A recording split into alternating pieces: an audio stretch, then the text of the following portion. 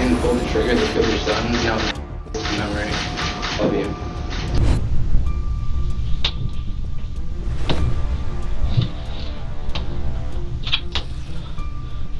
Things that have gone on from that table, like shooting the middle finger up at this court and laughing and joking. Miss McNeil, be quiet. This is Dimitrios Pagortsis, a 17-year-old high school junior who is charged with capital murder and aggravated assault on a public servant.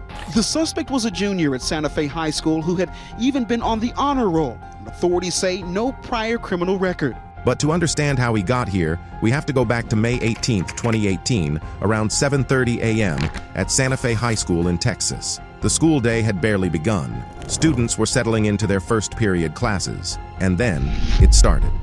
The morning started with carnage and a flurry of police radio calls. School shooting, we have an active shooter, several people down. He's actively shooting, he's in the art room. We got shots fired right now, guys. The shooter was Dimitrios Pagortsis, who had come armed with his father's .38 caliber revolver and a sawed-off shotgun, both taken from an unlocked closet in the family home.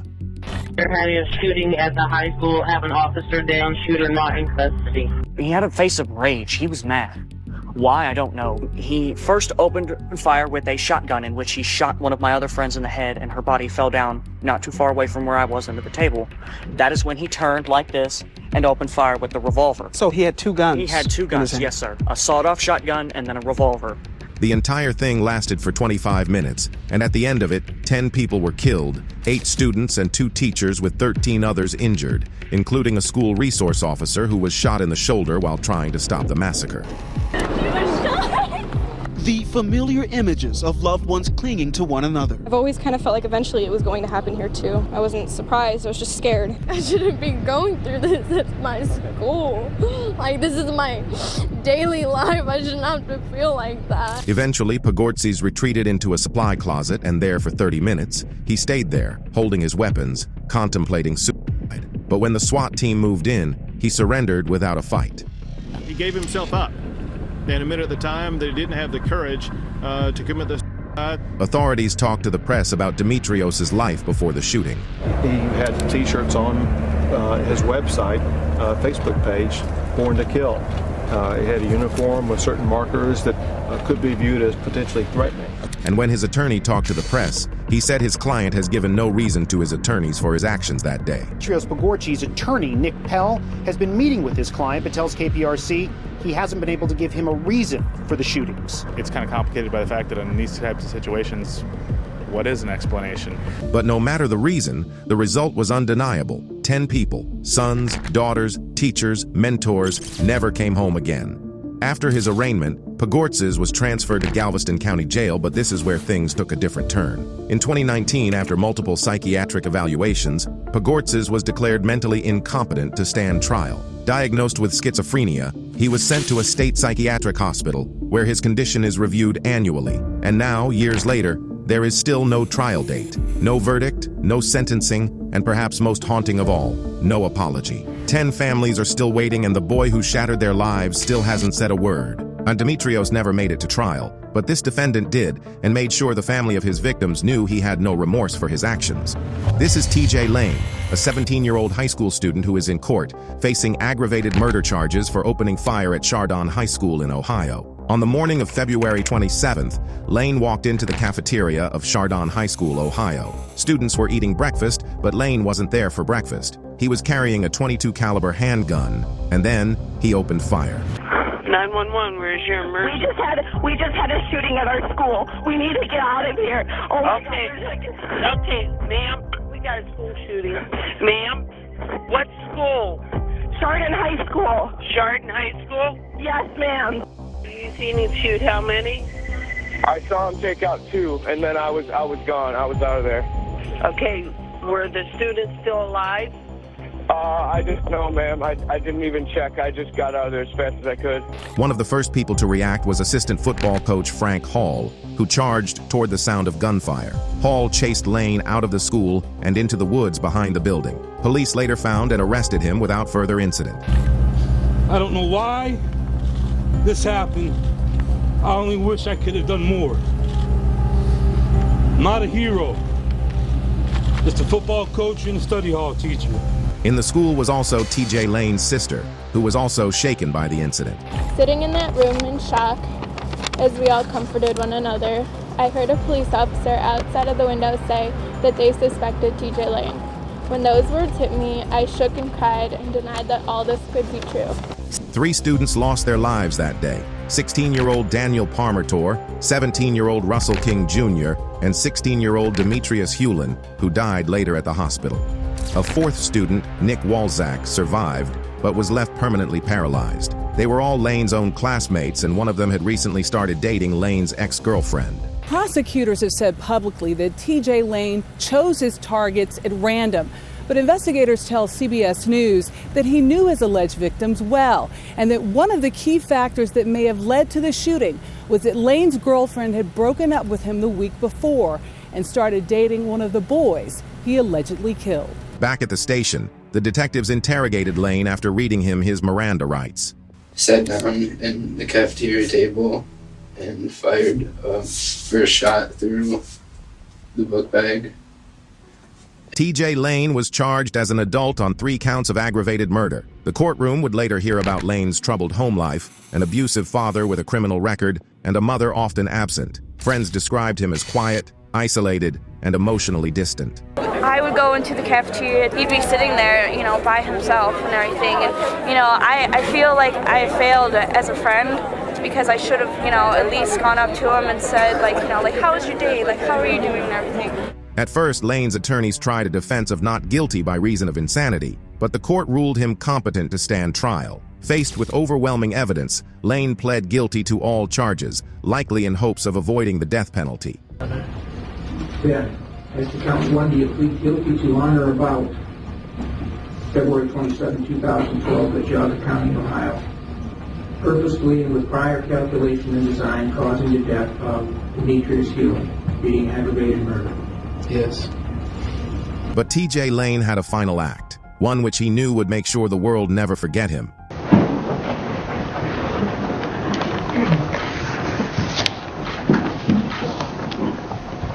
This is the case of the state of Ohio against Thomas M. Lane. That white shirt had one word written on it. Thank you, Your Honor. To my left is Nicholas Burling. The same word that was on the shirt he wore the day of the shooting. You feeling sick or ill or anything like that? No, just cold. Okay, we're gonna get you some dry clothes to change into, okay? TJ Lane's last act was to remind the families of his victims of the day he killed their loved ones. Even after tearful statements from the families who had lost their loved ones and whose lives had been affected by TJ's actions that day. I will never get to see my baby brother graduate high school, go to college, graduate college, get married, have children. I will never be an aunt, and my children will never know their uncle. He only had this to say. Saying to pull the trigger, the killer's done. Memory of you. But Lane wasn't finished making headlines. 2 years later, on the night of September 11, 2014, inside a high-security prison in Lima, Ohio, TJ Lane escaped from prison. With 2 other inmates, Lane constructed a makeshift ladder, scaled the prison fence, and disappeared into the night. He did scale our perimeter fence, and again, this is an ongoing investigation. One of the escapees was caught within minutes, but as the day ended, Lane and another inmate were still out there, and the city started a wide manhunt with officers and patrol team on the lookout for the escaped convicts.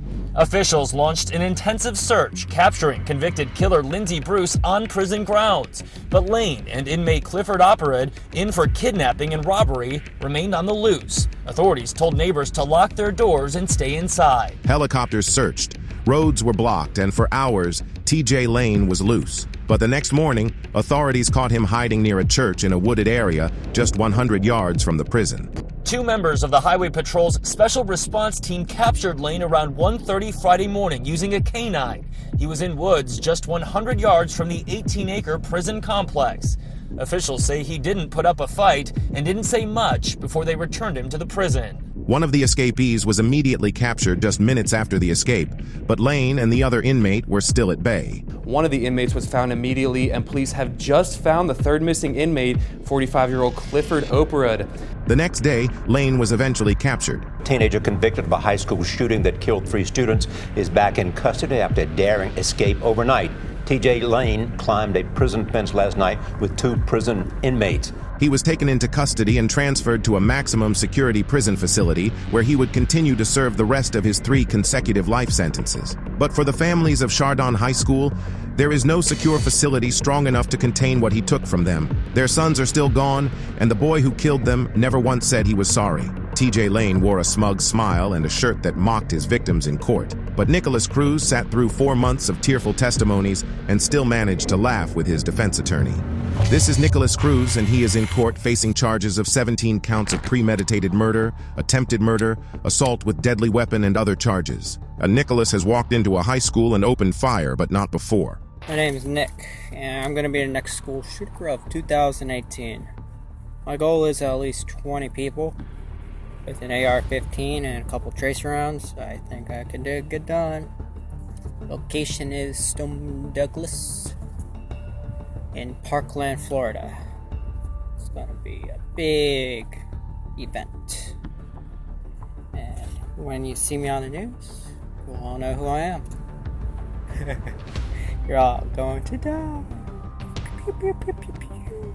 But a video diary was not all Nicholas made. 4 months before the shooting, a person with the screen name had left a disturbing comment under a YouTube video. The owner of the channel contacted the FBI over this comment, but they could not find the person with that disturbing comment. And on February 14th, 2018, Nicholas Cruz delivered on his promise with horrifying precision. Here's the plan. I'm gonna go take an Uber in the afternoon before 2:40. From there, I'll go into the school campus, walk up the stairs, unload my bags, and get my AR and shoot people down at the main courtyard.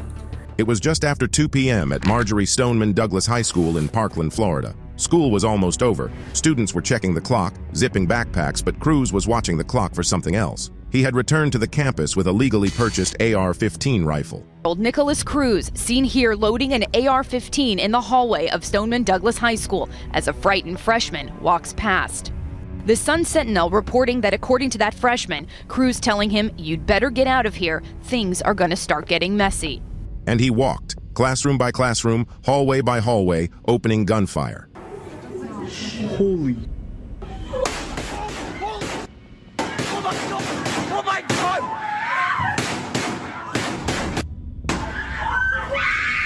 Emergency calls came in by the second.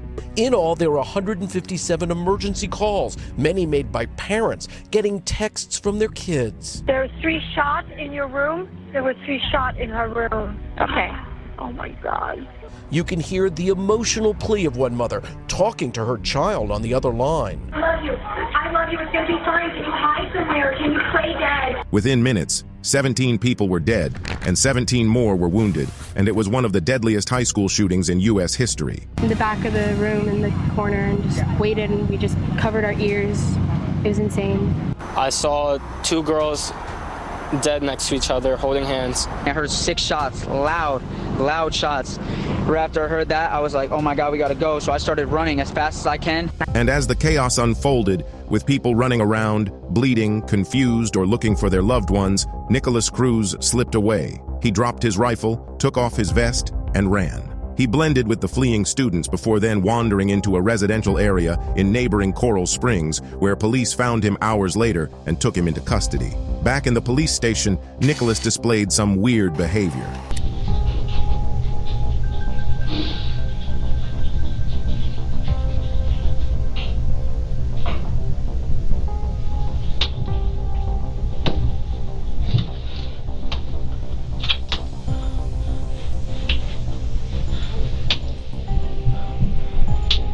And when he was interrogated by the detectives, he told them that the voices in his head drove him to do it. What does it tell you to do? Burn, kill, destroy. Okay, burn, kill, destroy what? Anything. How many times has the voice talked to you while we've been in the room here together? And then came the trial. Cruz's defense didn't deny the shooting. The evidence was overwhelming. Instead, they leaned hard on his troubled past, claiming he was a brain-damaged baby, poisoned in the womb by a mother addicted to drugs and alcohol. And Miss Deacon will tell you the drugs that they would do, the alcohol that they would drink, and she will tell you what the streets of US 1 and A1A were like in the late 90s. And she will tell you that despite both of them being mothers, the most important thing was them getting high and getting drunk. Nicholas Cruz even tried to blame the use of marijuana for his actions that day. And I love you, and I know you don't believe me, but I have to live with this every day. And it brings me nightmares, and I can't live with myself sometimes, but I try to push through because I know that's what you guys would want me to do. I hate drugs, and I believe this country would do better if everyone would stop smoking marijuana and doing all these drugs and causing racism and violence out in the streets. The prosecution pushed back, showing messages Cruz had left on the internet. So these are YouTube comments that came from the various accounts. The first one is from Nicholas Cruz Macavor at gmail.com on July 4th, 2017 at 12:06:18 UTC. I can't wait to kill black people and rape a girl in 2020. I will try and kill at least 15 people. May I not die in vain. Second one is from the Nicholas Cruz Makarov. There, were also victims' families' testimonies, especially the moment when the son of one of the deceased, Christopher Hickson, took the stand. Mr. Hickson, is your father Mr. Christopher Hickson? Yeah. And is there something that you'd like to tell the jury about your dad? Yeah. What is that? It's okay. I miss him. Are nothing but absolute garbage. I wish you black people would just disappear. You're nothing in society. That's why in 2020 you will hear me on the news. I will kill as many black people as I can, and I will make sure I kill a lot. I will wear body armor, and I will be heavily armed. No mercy, no forgiveness, no regret. I will kill you ends. Again, the full word was used. As damaging as these testimonies were, they were not as outrageous as Cruz's behavior in court. He and his defense attorney even laughed, with the attorney flipping off right in the courtroom. When these people are upset about specific things that have gone on from that table, like shooting the middle finger up at this court and laughing and joking, Miss McNeil, be quiet. During the victim impact statements, the families of victims, furious and broken, came to the courtroom to confront and stare their children's killer in the face. A prison where your fellow prison inmates are just waiting to tear you apart, because from what I hear, child killers are highly frowned upon and hated in prison. You will look back at the time that you spent in the Broward County Jail and see it as it was a hotel compared to the prison where you are headed. In a moment no one would forget, one of the parents, who was a defense attorney, teared into Cruz. The fact that I have to share my world with you is disgusting.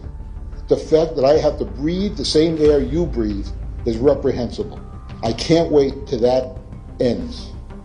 Hope that your death is slow and agonizing, because it won't be like a state execution.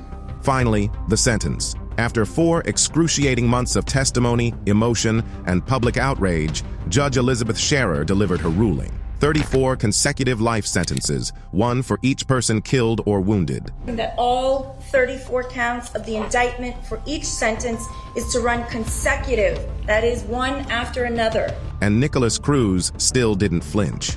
Nicholas Cruz wasn't the only person who showed no remorse in court. In fact, this defendant barely reacted at all. This is Devin Erickson, 18 years old, standing trial for one of the most terrifying school shootings in Colorado. On May 7th, 2019, at around 1:53 p.m., Devin and his 16-year-old accomplice, Alec McKinney, walked into STEM School Highlands Ranch with 2 things: guns and a plan to kill their classmates. Inside the school, it was the last weeks of senior year, and nobody suspected what was about to happen. But Erickson and McKinney knew exactly what they were doing. They entered through 2 separate doors, and then gunfire. Pearl units, we have a shooter in room 107. May 7th, 2019. Shots fired. Douglas County Sheriff's deputies get the call for an active shooter at STEM School Highlands Ranch. Schools in lockdown. 2 students had just opened fire inside classroom 107. Reports say 18-year-old Kendrick Castillo, a student sitting in that classroom, lunged at the shooters, and he died saving his classmates. 8 others were injured. When police eventually broke into the school and found Devin Erickson, he was lying on the floor and they quickly detained him. In the courtroom, the defense opens with a powerful statement. Gets roped in to a psychotic cult play by a schizophrenic, homicidal, sick kid named Alec McKinney. But prosecutors had told the court something different when they laid out the facts for the court. The one who secured the weapons and loaded the weapons. The one who snuck them into the school. The one who blasted a hole in Kendrick Castillo and shot 2 other students. They told the jury that this wasn't just a kid who got roped into something. This was a co-architect of murder. That person is in the courtroom with us right now. Throughout the trial, Devin Erickson remained mostly silent. He kept his head down, hid his face behind his long hair, and avoided eye contact with victims' families. And when the judge asked if he had anything to say, he refused to address the court. The only words offered in his defense were the ones that came from his lawyers. He's not a monster, he's not a demon, and he's not evil. He's a confused adolescent kid. But the jury disagreed. They found Devin Erickson guilty on all counts: first-degree murder for Kendrick Castillo's death, attempted murder for each wounded student, and 43 other charges, including conspiracy and weapons offenses. We, the jury, unanimously and beyond a reasonable doubt, find the defendant, Devin Michael Erickson, guilty of criminal attempt to commit murder in the first degree, extreme indifference, signed the foreperson. Breaking news right now on CBSN Denver. The jury in Douglas County has found Devin Erickson guilty on all charges. Finally, Judge Teresa Michelle Slade delivered the sentence. 153 on May 7th. To be so heinous, so violent, and so far-reaching that warrants the following sentence. Counts 1 and 2, which are murder in the first degree. 1 is with deliberation, 2 is extreme indifference. Life without parole, those will run concurrent to each other. That's for the death of Kendrick Castillo. Life without parole plus 200 years.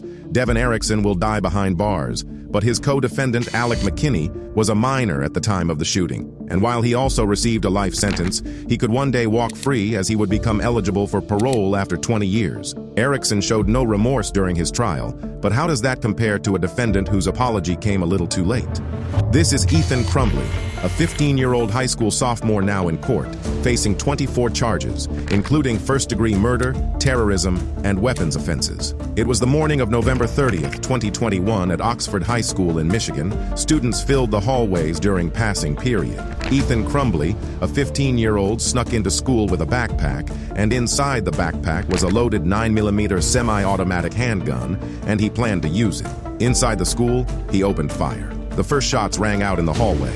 Crumbly walked from one hallway to the next, firing at anyone in sight. When doors began locking and classrooms went silent, he began firing blindly through them. Terrified students took to the windows to escape, while outside the building, police raced against traffic and snowed roads to beat time. Yeah, he said it's safe to come out. No, we're not willing to take that risk right now. We're not taking that risk right now. Yeah, bro. He said bro. He said bro. Red flag.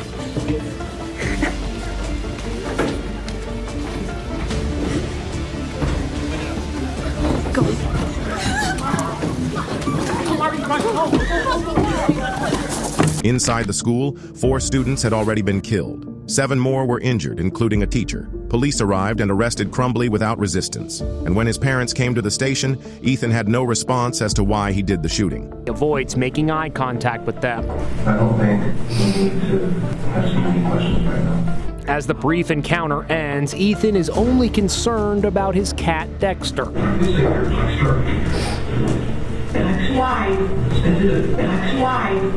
I love you, I love you, I love you. In court, the prosecution painted a clear picture for the jury because Ethan was not just any school shooter. He knew what he was doing, and he wanted the world to know his name. They also showed Ethan's cell phone, which contained 2 videos filmed the night before the shooting, where he talked about his plans to kill and shoot students. Surviving victims also took the stand to tell exactly what happened that day. All of a sudden, I thought a balloon popped. I turned and I fell right to the ground. I remember hearing screams. I saw running, but I couldn't run. I was already down. Right before sentencing, Ethan addressed the court. What I've done. I am a really bad person. I have done terrible things that no one should ever do. I have lied, been not trustworthy. I've hurt many people, and that's what I've done. But for the victims' families, there were no words powerful enough to undo what had already happened. Before sentencing him, the judge gave an emotional statement. He could have changed his mind. Unfortunately, after shooting the first person, Phoebe Arthur, he could have changed his mind at that point. But he didn't.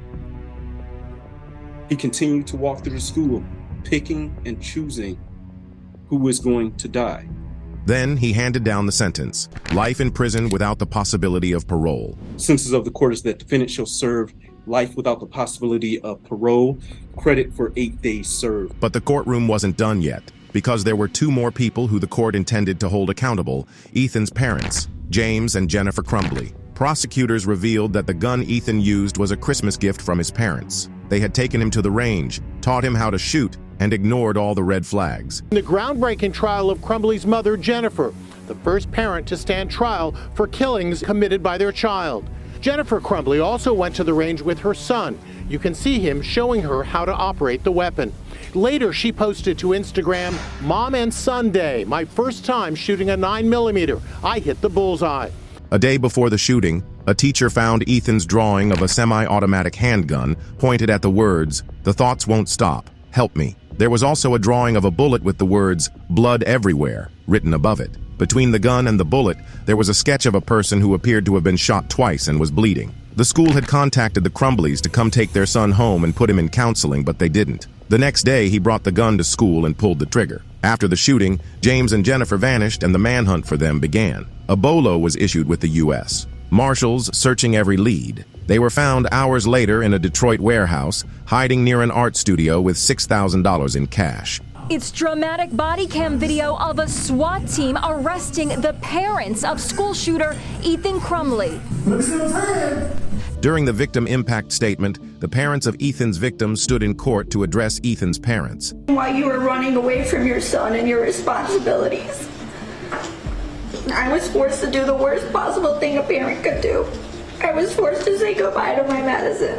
The blood of our children is on your hands too. James and Jennifer Crumbly were each sentenced to 10 to 15 years in prison for involuntary manslaughter. They asked for mercy, but were given the max, 10 to 15 years in prison for involuntary manslaughter. It's the first time in history that parents of a mass shooter have been held criminally responsible for their son's crimes. As for Ethan Crumbly, he will never walk free again. Ethan Crumbly sat quietly as the court handed down his sentence. And now, here's a defendant who tried to be the next famous school shooter, finally accepting that his bloodbath had come to an end.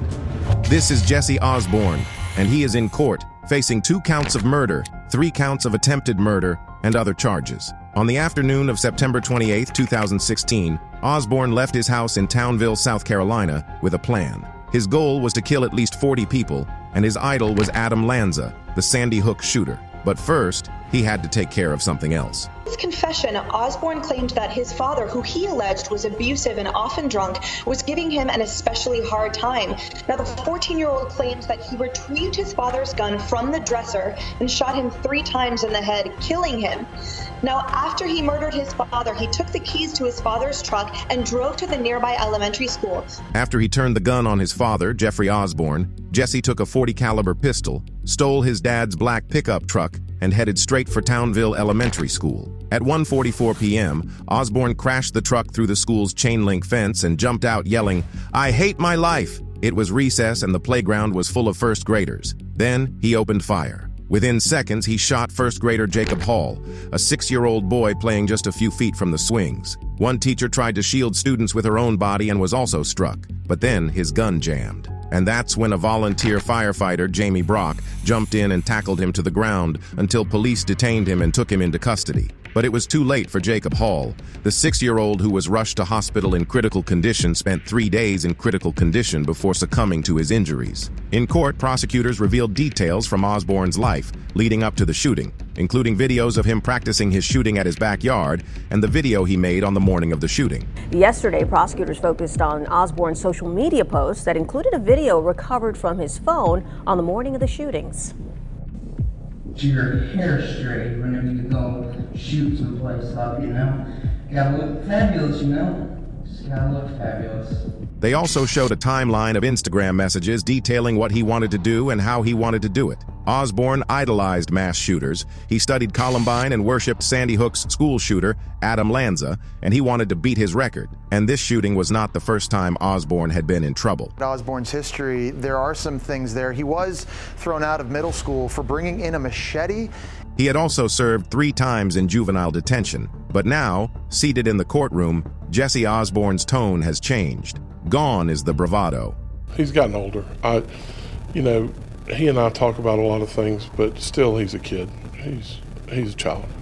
And then came sentencing. The sentence is going to be life in prison for murders. It's going to be 30 years on the attempted murders. He was sentenced to 2 life sentences without the possibility of for the murder of his father and Hall, plus 30 years for the shooting at Townville Elementary, with all sentences to run consecutively. In 2023, Osborne appealed his sentence, and his 2 life sentences were changed to 2 75-year sentences. The boy who dreamt about being the next famous school shooter would never see outside the walls of a prison again.